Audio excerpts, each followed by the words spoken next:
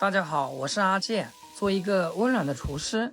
夏天我们要多吃苦瓜，今天用苦瓜搭配鸡蛋，分享一道好喝又营养的汤菜。一起跟着我的视频来看看是怎样制作的吧。首先，我们把洗好的苦瓜切去头尾，切成小长段，再将苦瓜对半切开，然后找一个我儿子小时候用的勺子，把苦瓜中间的瓜瓤刮干净。苦瓜中含有多种苦味物质，主要是苦瓜苷和野黄瓜汁酶。当这两种物质同时存在时，就会产生苦味。我们可以看到里面这层白膜，这就是苦瓜为什么发苦的重要原因。怕苦的朋友，这一层尽量刮得干净一点，这样能减少一大半苦瓜的苦味。接着再将苦瓜切成薄片。苦瓜含有多种营养成分，其中的维生素和苦瓜苷对身体好处多多，特别是炎炎夏日，要多吃些苦瓜。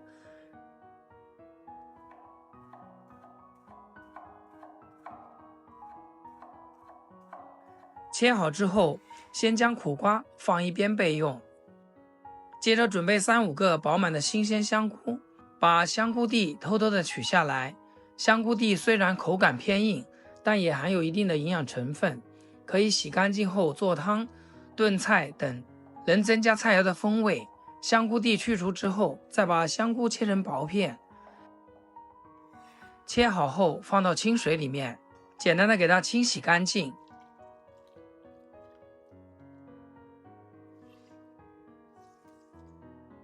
然后再控水捞出。主菜准备好之后，再来切点配菜，一小块去皮的老姜切成薄片，然后再切成姜丝。老姜属于温性，而苦瓜属于凉性，老姜能中和苦瓜的寒性，减少对肠胃的刺激。切好装入碗中备用。接下来准备2块钱的瘦肉，把瘦肉切成薄片。挑选瘦肉，我们最好挑选全腿肉，因为全腿肉肉质更加的细腻，做汤口感才会更好。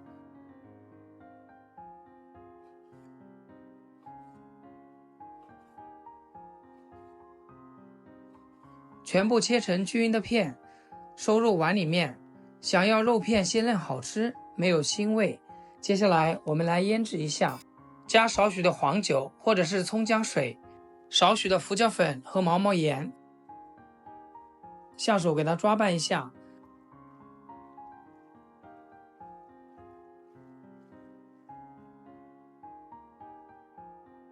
再来点生抽提鲜，让肉片全部吸收料汁的味道。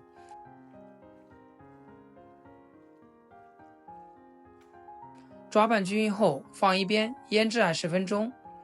重点来了，想要肉片吃起来滑嫩，除了选对肉之外，接下来这一步也很重要。空碗中加入3勺红薯粉，再倒入50度左右的温水，给它调成像酸奶一样的面糊。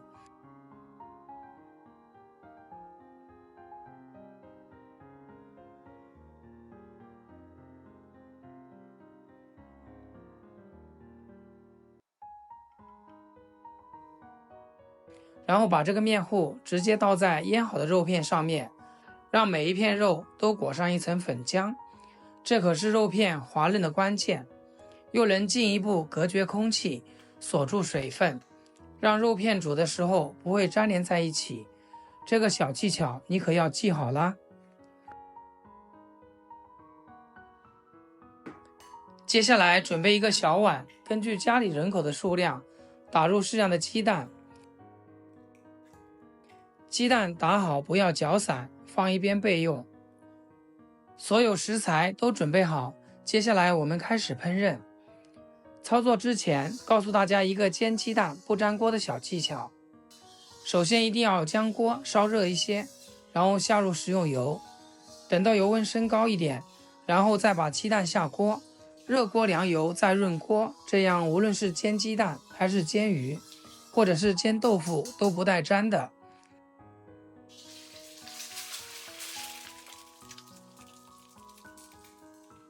鸡蛋下锅以后要多给它晃动锅，让鸡蛋底部受热均匀。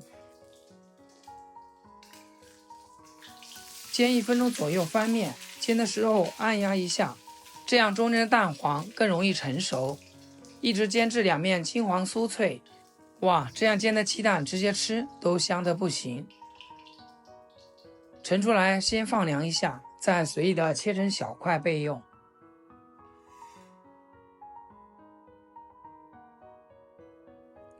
锅中油不要倒，把切好的苦瓜、香菇倒在锅中，小火煸炒，把苦瓜和香菇表面的水分炒干，炒出香味。这里一定要控制好火候，不要把苦瓜烧糊了。把处理好的鸡蛋也加在里面，再把切好的姜丝也加在锅中。接下来往锅中加入开水，没过食材。这里一定要用开水，而且水的量一定要一次性加足，不能中途再加，不然会使汤的浓度降低，味道变寡淡，影响汤的口感和风味。稍微整理一下，然后扣上锅盖，大火煮3分钟。苦瓜中的苦味物质长时间加热会更多的释放到汤中，导致汤的苦味过重，影响口感。较短的时间煮制可以控制苦瓜的强度。时间差不多啦，整个厨房都是苦瓜、鸡蛋、香菇的鲜香味。接下来加入大半勺的食盐调味，大半勺的松茸鲜，再加入胡椒粉。最后重点来了，就是这个虾皮可以多来一点。用铲子稍微翻动一下，使调味料化开。经过几分钟的炖煮，汤汁变得非常的奶白，苦瓜也已经煮至软烂了。接下来再准备一个漏勺，把所有的食材全部捞出来，放在大一点的汤碗中。把腌制好的肉片下在锅中，下肉片的时候我们一定要把火关到最小，因为肉片切得比较小又比较薄，它很容易成熟。